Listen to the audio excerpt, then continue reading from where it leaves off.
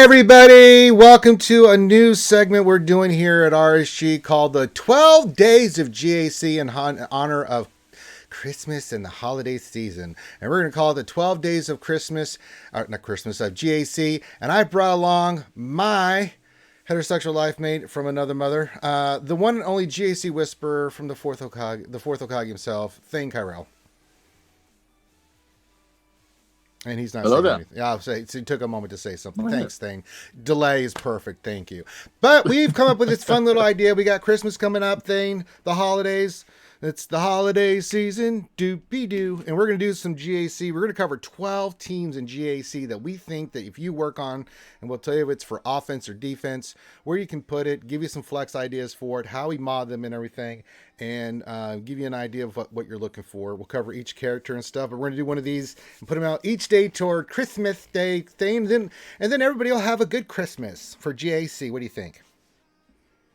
It sounds great, man. Let's do it. And Thane, yes, we got all these teams for GAC, but well, I think we've decided on this one, the Grievous team. Dun dun dun. So let's talk about the Grievous team. Oh, GAC Whisperer of mine. What about the Grievous team? Offense or defense? Give us a little bit of insight of what we do with this in our GAC matches. Yeah, Grievous is actually great both offense and defense. We mainly use him on defense because he's a banner stripping team. He's really, really good at strip banners. Lots of different ways of, two major ways of modding him. And the cool thing about Grievous is that he's very flexible. He works with Separatists and he works with droids. You know, you can have a full droid team or a full Separatist team or a mixed match of the two. So let's talk about that. Yeah, what are the standard lineup we've got here that we mainly put on defense is Grievous, Magna Guard, B1, B2, and Newt. What are the other variations that we could go with? So same thing, you take out Magna Guard, you put in BB-8. Sometimes there's a full droid team where you don't even use Separatists at all. You got BB-8, IG-88, T3, and Imperial Probe droid. You got some with Watt and Tambor in there. You know, you always have the pure Separatist droid lineup. They all work well. You know, they all have their pros, they all have their cons, they all have their counters, and they all have, they're all equally as effective, depending on what you have.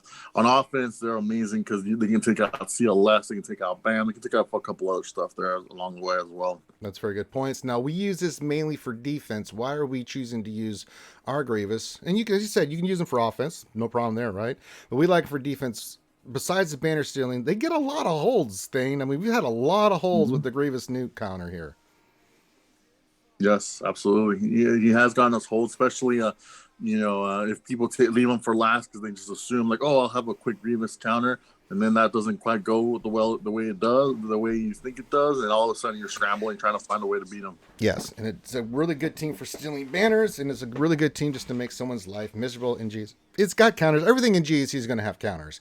But you got to be really good modded and you have the right stuff. So where do you want to start first with modding? Because we want to talk about the modding on this team.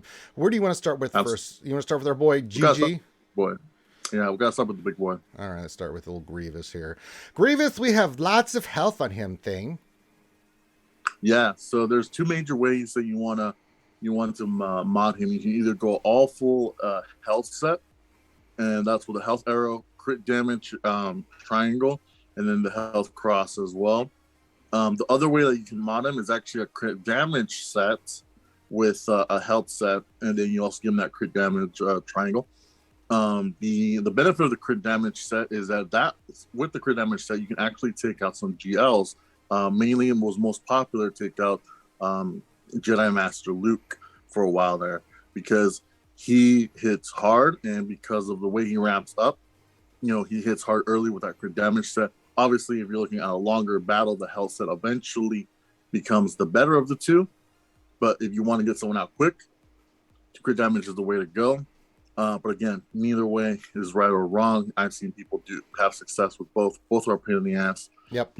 I like health, and that's what we've got on ours. And he's very delicious. All right, let's move on. So Grievous, and you can see the health there. I mean, ideally, when we talk about his stats here, Thane, I've got him at 146,000 health. Ideally, what's the mark you're looking for his health if you're going to go health for him?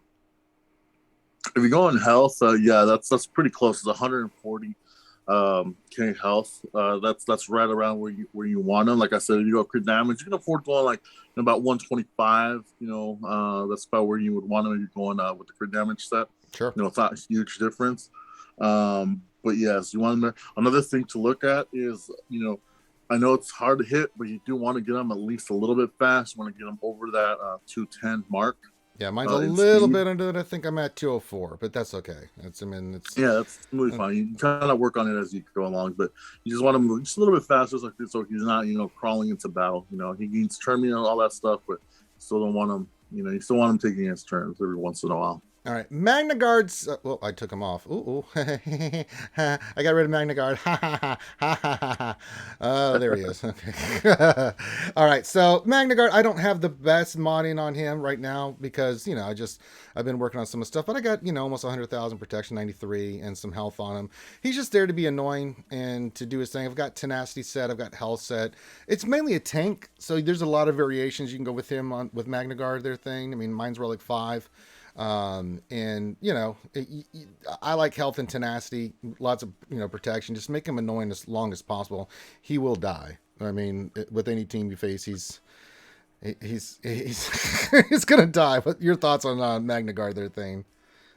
Yeah, no, absolutely. The team gets a lot of turn meter, especially with being two there. We'll get to him in a second, but he doesn't need to be the fastest out there. He's really just there to be annoying.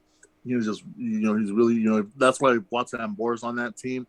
Magna Guard really becomes annoying because he'll get that tank tech, and all of a sudden he's recovering. You can't debuff him, you can't get around him, you can't buff immunity him, you can't do anything, and he just becomes this pain in the butt, team. So just as tanky as possible. You can go either health set, defense set.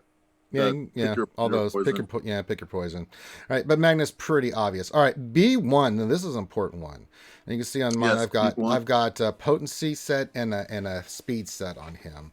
Not my fastest set on him, ideally, mainly because, I'd love to have a faster B1, but with a lot of the characters that have come out, you're always shuffling mods. But mine's at 276, and I'd probably want him faster if I could. Ideally, I'd put him, and I don't have 6E or higher mods on him, so ideally probably run him around 300 or better, right? Yeah, so a B1 is one of those ones who you need to have hitting hard and you need them going fast. It's easy for me to say, like, hey, try to get them over 300, but yeah, like Ranger said, it's hard to come by, right? You want to have them, make sure you give them an offense, an offense triangle and a potency cross if you can. Offense, cross would also work. But you want him hitting hard. You want him going fast. You want him taking as much turns as possible, stacking up those B1s, and he's constantly healing the team. And he's really kind of the engine of the team besides B2. Yeah, he's really, really good. You can see mine is Relic 3, but you can see the idea of what the modding is. And ideally 300, but again, it's easier said than done. Constantly working on your mods is something we always talk about here. Next up, we've got B2. Now, mine's only gear 12, but again, a lot of these characters and Vaders and stuff I've worked on here recently. Thane, he's still solid. I went a lot of potency and tenacity on him with lots of making him beefy, but to do what he does with his potency and then for him to kind of not get debuffed and stuff as best I can. So I got to take him to Relic, but again, he's a little bit on the back burner to get Relic. Ideally, what Relic would you take him at? What kind of modding do you like on him? What are you looking for? B2 is the engine, the Terminator engine for the team. So you really want him surviving. You want him going as much. So that tenacity and that potency, because he gives Terminator every time he applies a debuff because it's target lock. So you want him going as often as you can, and you don't want him getting stunned or anything. No ability blocks, so you want that tenacity. Really, B2 minimum, I would say Relic 5. Get him up as high as you can. The longer he's in the battle, the harder that battle becomes for you. Yeah, he's really, really nasty. A nasty piece of work. So, and he's the one that's gonna dispel all those buffs on the other team and do what he does. And yeah, he's really for this setup. He's really good. All right, and then next we've got Padme Newt Gunray. Now I went with a potency set and a speed set with him. Ideally, again, his mods are not 6E'd again. Feast versus Famine. But I still got him at 293, so if I did slice all those mods and got some hits, right, eventually he'll be well into 300. He's actually a pretty decently fast character. But I went with potency as well. Probably, again, need better stats on the potency, but that's the set I went with. Is that I said you would go with Newt? You definitely want him fast to take those turns and get those people paying those taxes thing. You just want him fast. Yeah, he's someone that.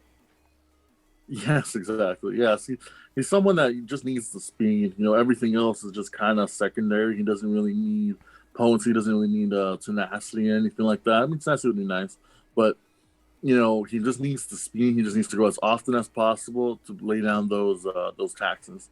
You know, that's really what he's there to do, and you know, he does his job well. Make you extort you and make you pay those taxes. So the suffering of your people will change your mind. All right, so that's the new team. Now, we did talk about the other variations. Now, we put this team on defense. Now, when we talk about defense in GAC, we usually put him in the front, right? We put this team up front, this variation that we are running right now, because we want them to steal banners. It does force them to try to use something decently on this. But, you know, Jedi Revan can counter this. Bad Batch can counter this. But, again, a lot of times we run teams thing, we're looking just maybe not to get the hold, although it's nice, and we do get holds, but our first priority is, can this team steal banners and can get it a hold? Those are first thing is banner stealing, and then also can it get a hold? And that's kind of how we do this. So front line, we usually put this team in the north. Not just that, but go ahead. Yeah, not just that, but it's also to make them it forces them to either use something they don't want to use. Like, let's say they suck up their Bad Batch, you know, or you suck up their Revan. Well, now they can't use that somewhere else. Or maybe they're hesitant to use Revan where they need to because they're thinking like, oh, I got to deal with that Grievous. Right. So, you know, it's a team that requires very specific counter. There's a lot of them, but it requires specific counters. And just the threat of that team being there, you know, is enough to where you're just, it plants that seed in the back of the mind of like, oh crap, I got to deal with that later, so I can't necessarily overinvest in these other areas where I might, you know, need to, right? Like, let's say you want to use Revan with against Kenobi or Lord Vader or Rey or something like that. All of a sudden you're going like, oh man, well I got to save these squads here to deal with Grievous. So, you know, it's something that, like, you know, puts in the back of their mind of like, oh man, well I got to make sure I keep something back pocket for that. It's kind of the same thing with some of the other teams we'll talk about later this month. Yep. And we were going to be doing that. So this is the Grievous team. Let us know what you think in the comments. And let us know after we get the video out what you think. Make sure you hit the thumbs up and subscribe. So on the 12 days of Christmas, my true love gave to me, not Christmas, I keep saying that thing. I've got the song in my head. On the 12 days of GAC, my true love gave to me Newt with the Grievous team. There we go. So everyone, make sure you're subscribed. Thanks for joining us on the video, and we'll see you on the next one.